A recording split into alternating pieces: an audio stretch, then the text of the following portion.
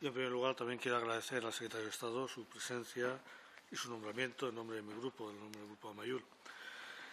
Y después ya entrando en el contenido de su intervención, nosotros apreciamos lo que venimos apreciando continuamente y señalamos en otras intervenciones por parte del Gobierno. Si ustedes están en un discurso excesivamente triunfalista, en el que insisten en la bondad de sus reformas estructurales, y ahí nosotros tenemos una diferencia sustancial. Efectivamente, están abordando unas reformas estructurales que van más en la línea ideológica que en la línea práctica. Nosotros tenemos el convencimiento de que estas reformas estructurales no están atajando los problemas estructurales de la economía del Estado español, con el peligro de que cuando venga un nuevo ciclo a la baja, una nueva crisis o una nueva profundización en la crisis, los efectos sobre la economía del Estado español van a ser todavía mayores que los que han sido en esta. Y eso nos preocupa, ¿no? Nos preocupa a pesar de que la estructura socioeconómica de mi país, de Euskal Herria, es totalmente diferente a la del Estado y no se va a ver afectada de forma directa por esas consecuencias, ¿no? Pero sí de forma indirecta, porque indudablemente todo lo que ocurre en Europa nos influye y lo que ocurre en el Estado español nos influye también de forma especial, ¿no? Y creo que ejemplos claros de esta no actuación sobre los problemas estructurales de la economía del Estado español están precisamente en esas reformas que usted ponía en valor, como todo lo que se refiere a la reforma laboral, ¿no? Sí, bueno, la reforma laboral, en nuestro juicio, no está contribuyendo a la creación de empleo. Es decir, esa creación de empleo es fruto de ese crecimiento, pero se hubiese producido igual con la situación laboral anterior. Nosotros estamos convencidos de ello, ¿no? Es más, nosotros pensamos que todas estas reformas estructurales que están abordando están contribuyendo a un nuevo desequilibrio de la economía del Estado español, que es el incremento de la desigualdad. Es decir, los índices de pobreza apuntan en esa dirección, están aumentando. Si usted decía que el crecimiento económico es mayor que el que está produciendo en Europa, y es verdad, ¿no? Pero nosotros decimos, ¿a qué precio? Porque realmente el crecimiento es mayor, pero también es mayor el paro. Y es mayor el paro, además, con unas circunstancias que son todavía más agravantes y que influyen en el conjunto de la economía. Es decir, el número de desempleados que cobran prestación ahora mismo está en mínimos históricos. Es decir, ahora mismo están cobrando prestaciones el 57,31% de los desempleados, mientras que hace un año era el 60,5%. Es decir, está aumentando el nivel de pobreza, está aumentando un desequilibrio fundamental en la economía del Estado español, sobre todo cuando estamos hablando de unas tasas de paro que están en cabeza de la Unión Europea, ¿no? Pero es que además quienes cobran prestación ahora mismo están cobrando menos que hace un año. Es decir, ahora mismo la media de la prestación que cobra está en 806,1 euros mensuales, ¿no? Mientras que hace un año estaba en 829 euros. Es decir, se están incrementando los factores de desequilibrio interno. Están aumentando la desigualdad dentro del Estado español. Y este es un elemento muy grave, pensando en el medio y en el largo plazo, no solo en el corto plazo, que ya es dramático para muchas personas, ¿no? Y ahí el Gobierno no está abordando ese desequilibrio fundamental. Usted habla que está incrementando la competitividad, ¿no? Y yo tengo que decirle que es también un incremento de la competitividad totalmente coyuntural, porque no se están abordando los elementos fundamentales que inciden en la desigualdad competitiva del tejido industrial del Estado español con respecto al europeo. Y me estoy refiriendo, por ejemplo, a los costes de la energía. Y los costes de la energía siguen siendo un gran hándicap tremendo para la industria del Estado español con respecto a la industria europea. Incluso también están incidiendo en los propios consumidores, ¿no?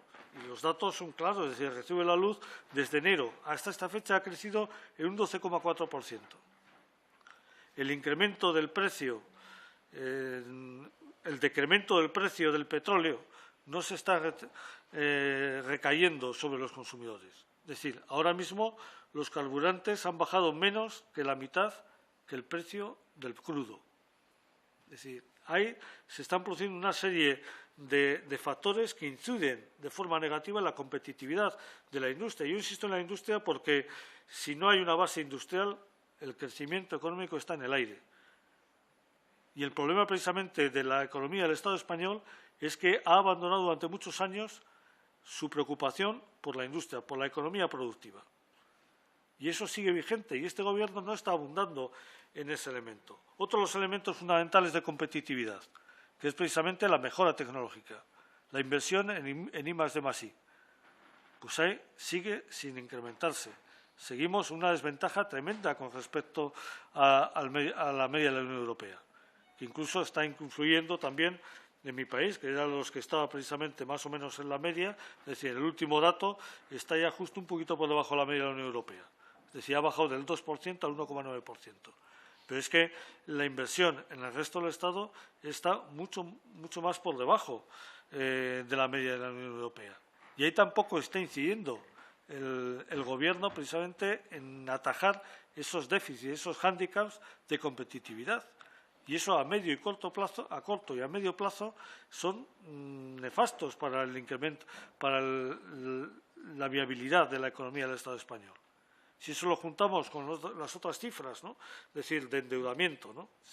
Otros portavoces lo han citado, endeudamiento exterior, endeudamiento público, pues eso hace que tengamos una preocupación muy grande por el futuro de la economía del Estado español y por la viabilidad económica del Estado español. Y ustedes dicen que uno de los grandes logros ha sido precisamente el ajuste fiscal. Y efectivamente ha logrado ajustar fiscalmente, es decir, los presupuestos. Pero no por la vía del desajuste fundamental que tiene la economía del Estado español y los presupuestos, ¿no? Que es el ingreso y no el gasto.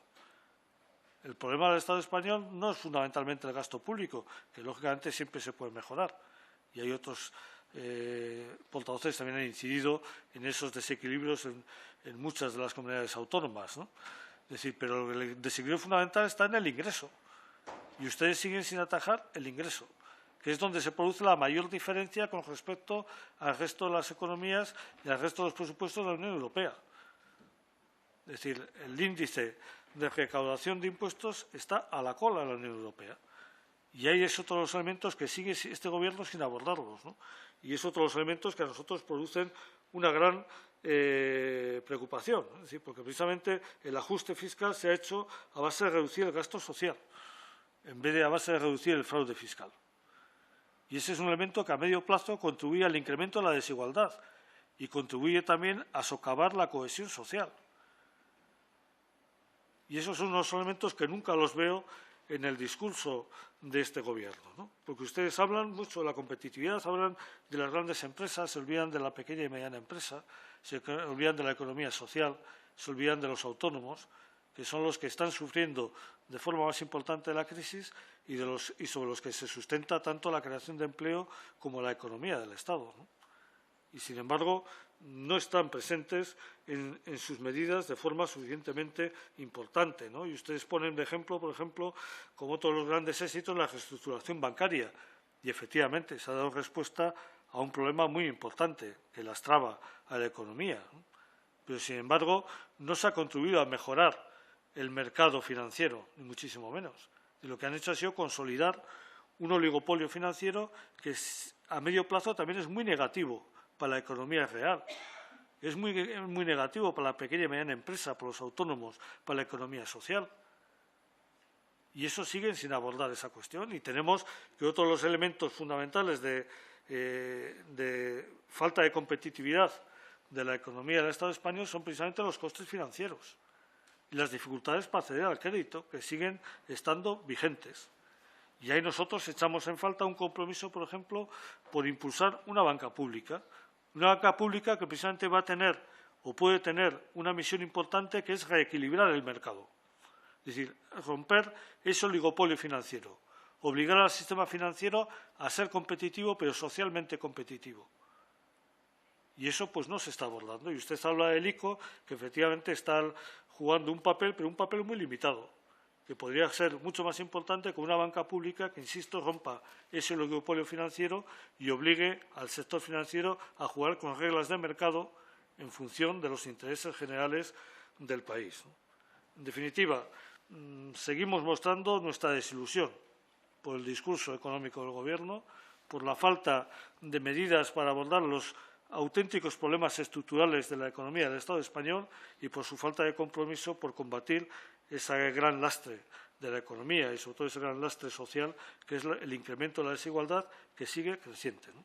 Por eso no puedo compartir su optimismo y desde luego vuelvo a expresar la preocupación de mi grupo por esa actuación del Gobierno que desde luego no contribuye a hacer viable el Estado económicamente y que nos reafirma a nuestro grupo la necesidad de seguir reivindicando la soberanía para nuestro país. Muchas gracias.